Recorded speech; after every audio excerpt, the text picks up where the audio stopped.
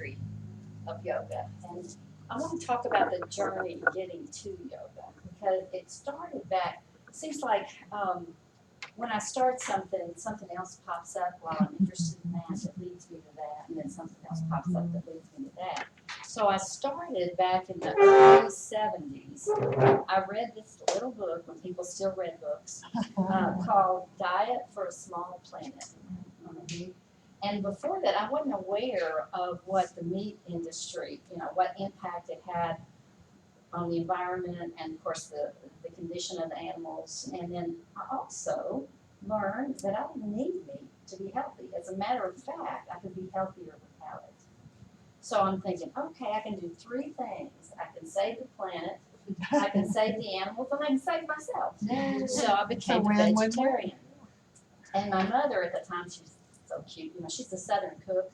And if any of you guys were raised in the South, you know what that means? Yeah, fried up.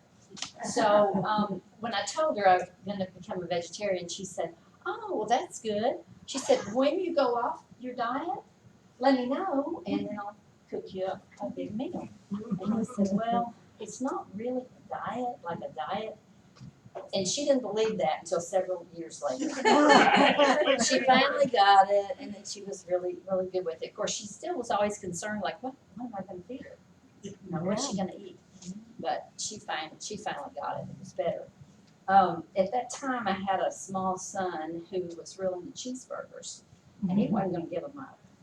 So I would take him to Burger King, and we'd go in Burger King, and this was like in the early 70s. And he'd get his cheeseburger and his fries and his milkshake. And then I was to order. So I decided I would order a cheese Whopper, whole the meat. And I got a lot of really funny responses from that. It was like cheese Whopper, whole the meat. Yeah, whole the meat. So I came up with a cheese sandwich. So I'm taking credit for the Impossible Burger that they now have. Oh, yeah. Burger King, yeah. Hey, hi. So that started my journey with being a vegetarian. And then during that time, I started seeing these ads in the paper for transcendental meditation. That was in the early 70s as well. Kathy did that. Did anybody else do that? Yeah. Okay, all right, yeah. So I started reading those ads and I was interested in it, and I kept thinking about that little guru that came to the States that took the Beatles back, Maharishi Mahesh Yogi. So he brought transcendental meditation to Isn't his daughter Lauren Jones? Oh, I don't think Or so. that's a sitar player. the sitar player. Yeah, Is that yeah. him? Yeah, Lauren Jones. That's Maharishi's daughter? yeah. The sitar. She's Maharishi's daughter? No, No. not She was the Maharishi's daughter. sitar player's daughter on. Okay, I'm getting Yeah. confused. Getting it. So anyway, Two different. yeah. So there'd be these ads in the paper about transcendental meditation. So I went to some of the lectures that they had. It sounded really interesting. So I decided, okay, I need to do that along with, being a vegetarian. So I'm getting myself self-aware. So I went and I got trained in the technique. They give you a mantra, and they teach you how to meditate with this mantra, and you're to do it twice a day for 20 minutes. And so my husband and I did that for a while, and then we started going to their retreats that they would have.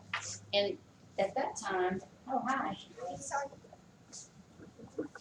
At that time, they would have them at St. John's up in the Heights. Did you ever go to any of those? I was living in St. Louis when I first started. Oh, okay, okay. Well, they were really nice because what they did for the whole weekend, they did this technique called rounding. Oh, I did that. Did you do Unity those? Village, yeah. Yeah, you would go to your room, and every morning, every afternoon, you would do 20 minutes of meditation, 20 minutes of yoga, 20 minutes of meditation, 20 minutes of yoga. And you keep doing that for 2 or 3 hours. And they called that rounding. And they gave us this little book with yoga positions in it, because I'd never done the yoga asanas. And so they'd given us this book, and that was my first introduction to yoga, which made me interested in yoga. So then at night, we would go to these lectures, and they would show films of Maharishi, and there would be a speaker, and we'd talk about meditation and what it does and where it came from and blah, blah, blah. They also talked about yoga. So that's my leap to the next thing, to the yoga classes. So I was going to a chiropractor at the time, and her name was Beverly Foster. I don't know if y'all been to her. She was great. Is she retired? I was going to her when she was pregnant with twins. Oh my gosh. Her belly was huge, and she could make those adjustments, and I was like, oh my gosh, she's going to have those babies right here. But she was great. But anyway, so I talked to her about yoga. I said, what do you think about yoga? And she said, oh, I think it'd be great. I think it'd be great for you. There's one yoga teacher in town Wow. that she knew of. Now they're all over. Yeah. But fortunately for me, she was an Iyengar teacher, which is the kind of yoga that I teach. So I went to her for a while, made some friends there, and we started traveling around the country, going to different workshops. And so we'd go to these places, and they would have different styles of yoga in one place. Like you could go to Iyengar, or you could go to Stanga yoga, power yoga, Kundalini yoga, all these different kinds of yoga. But I was always drawn back to the Iyengar method because it's really based in alignment, and it's about self-awareness more than just movement. So it may not provide as much aerobic activity as some styles of yoga, but I think it's really based more in self-awareness and alignment. So it's the kind that I recommend. If you are concerned about not getting the aerobic part of it, see Kelly. So I think the perfect combination is if you do something, exercise-wise, whether you're walking, biking, whatever you do, and then you combine that with your yoga and your meditation, then I feel like you have done 3 of the 4 elements for well-being and good health. And you guys in here talk a lot about the nutrition, of course, but then there's exercise, there's stress reduction, and there's social interaction. Well, yoga and meditation will do 3 of those. And then if you combine the nutrition with it, you've got a really good path. So, anyway, where was I? So, You were going around doing workshops. thank you. All right. So we did that for a while, and then the friends that I made in yoga class, they started the yoga studio of Little Rock in 1987. And a few years later, they asked me to join them in teaching. And so I taught there from 1992 until 4 years ago. And then Cliff Riggs, who owned the studio, retired, moved to Tennessee, and Martha Richardson took over the yoga studio at Little Rock. So I left and I went to teach at the Buddhist Center. You don't have to be a Buddhist to come there. You can just come and join it. And that's the thing about yoga, and it's like it's not a religion, but it does have a spiritual practice that a lot of people get involved with the philosophy behind the yoga, not just the asanas themselves, which are great. I mean, you can come to class and never know anything about the philosophy, but if you really are interested, it's really fascinating. It's very similar to Hinduism, Buddhism. It has an 8-fold path. And asanas and pranayama, which is the breath work, are only 2 of the 8-fold path to get you to samadhi, which is enlightenment. And Buddhism has a similar 8-fold path to get you to that spot.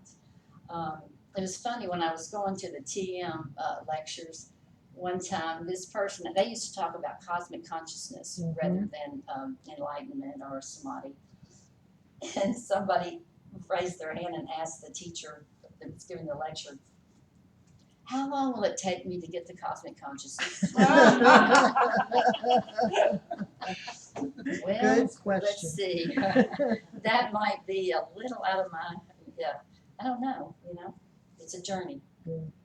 Not a end result. So anyway, so what I recommend to go along with the nutrition-based program that all of you guys are doing is to at least start some type of practice that's either meditation or yoga. Do any of you, I know Kathy does meditation and yoga. Any of you guys?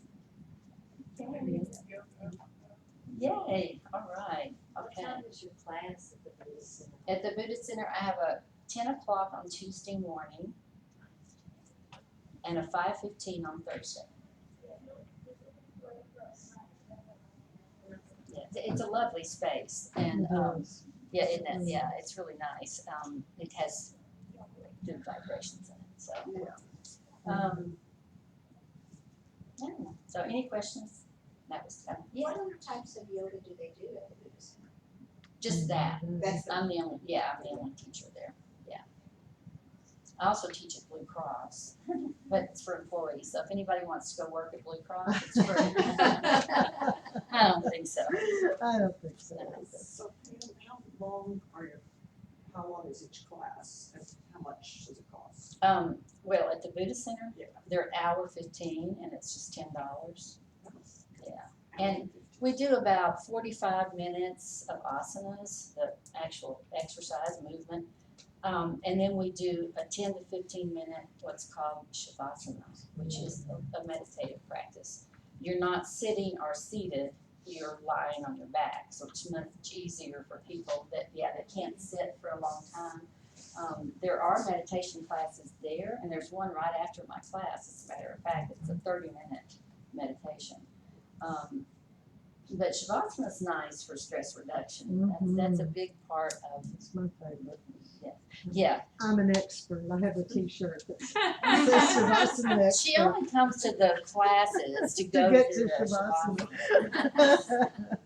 So, and they're doing, if you're not able to get up and down from the floor very well, they're doing yoga classes at UAMS. They're doing chair yoga classes, aren't they? Yes. Yeah.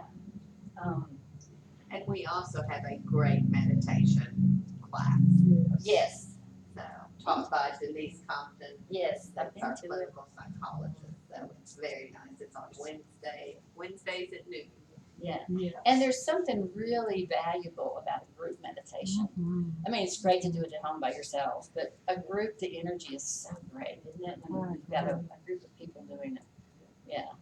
And I've started going to one at West Little Rock Yoga. It's a new studio in between Diane's and Starbucks, and across from Frankie's.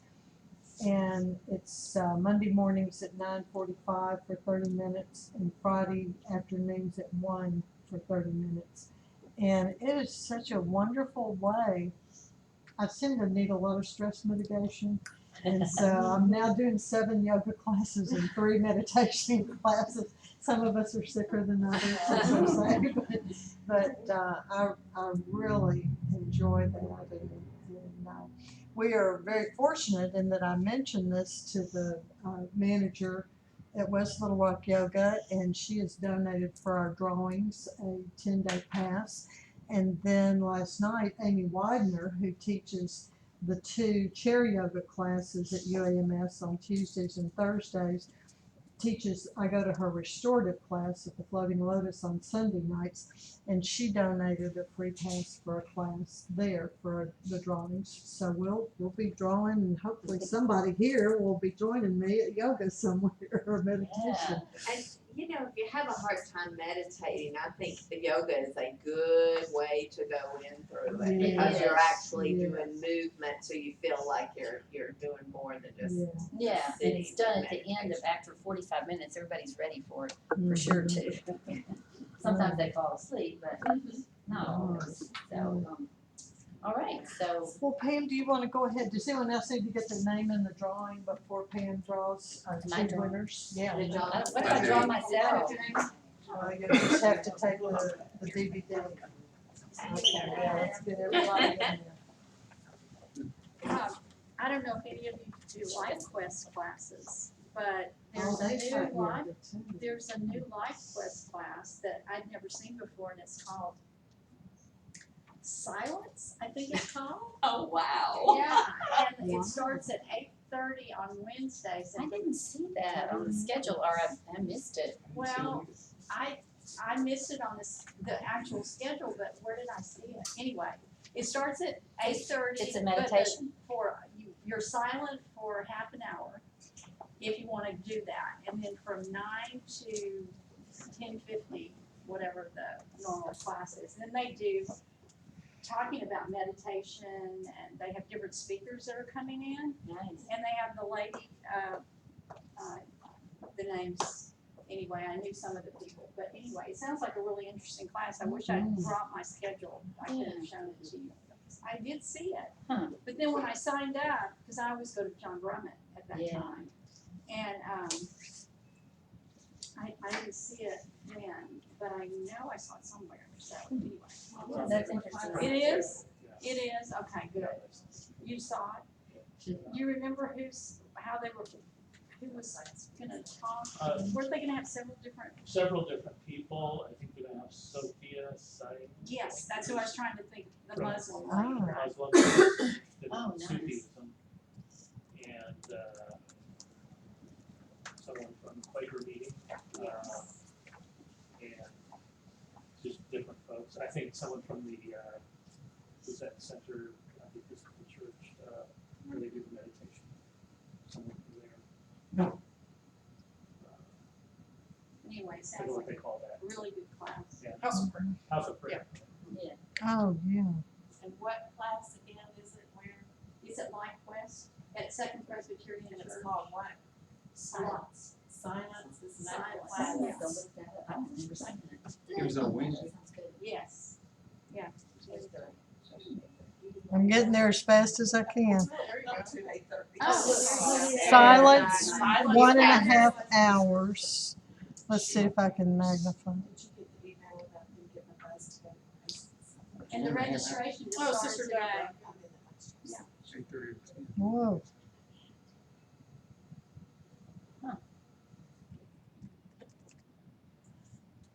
A review of a book. The Buddhist Society. Oh, Cheryl Woodard. She's coming to our classes at Ottenheimer Fitness Center. Ottenheimer, Cheryl. Cheryl, No. I'll be darned. Oh, that's interesting. Yeah. The chapel will open at 8:30. And where? That's at, Second Press. it's, yeah, okay. I'm sure it's gonna be in the chapel part. Yeah, that's what it says. The Yeah, chapel yeah, will yeah, open at not the 8:30 a.m. sanctuary, because John No. Brummett has the sanctuary. Well, that's Yeah, you have to fantastic. pay for the semester or the $65 a semester, I think we determined it is, yeah. That's 8 weeks ago. Yeah. Yeah. Yeah, it's definitely. Wednesday and Thursday, so. Yeah. Well, that's good to know. That's a great program. Yeah, Okay, really interesting. okay, Pammy, I Yes. want you to first of all draw a winner for the class at the Floating Lotus, the free pass, so if you will, please.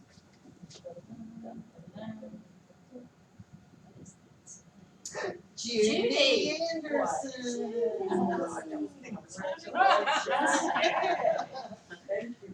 Yay. Dave, how about if you draw somebody for the pass to Yeah. West Little Rock? David, I'm sorry. Oops, I got two. Susan Kasi. Oh, look at you, I can tell her. Yay. Oh, no, she wants the pass. Oh, yeah. Boy, Good job. That's all right. Okay, so now we are gonna watch just a 30-minute YouTube video on Dr. Michael Clapper, and his office person was recommended this particular one. And does everybody know that he is coming to Little Rock on April 1? And he will be appearing twice on campus at UAMS. And the first time's around noon for the med students, and then the second time's around 6 p.m. for the general public, anybody that wants to come. And Amy told me last night that there is a press release that's been written, but it won't be publicized until 3 weeks before April 1. Which is next Next week. week, so, Yeah. So, So- and you'll send it out as soon as it gets published. yes. Where's it gonna be? It's gonna be at the Reynolds Institute on Aging in the auditorium. Oh, I thought it was gonna be in the spine. Now, I wondered why you kept saying Oh, that. and I Now- wondered why you kept saying that. Yeah, going, well, parking is right there. At 6 at night, there'll be no problem. That's a long walk. Yeah. Okay, that's great. No, it'll be at the, it's only 100-seat auditorium, but that should be fine. Yes, I think so. It's like the one where they used to do the meditations. Yes. That's where they're at. Yeah. Yeah, that's what it was. Free. Long walk. No, it's not a long walk I at thought all. you said it was. No, it's and free parking there, so, yeah, carpool if you can.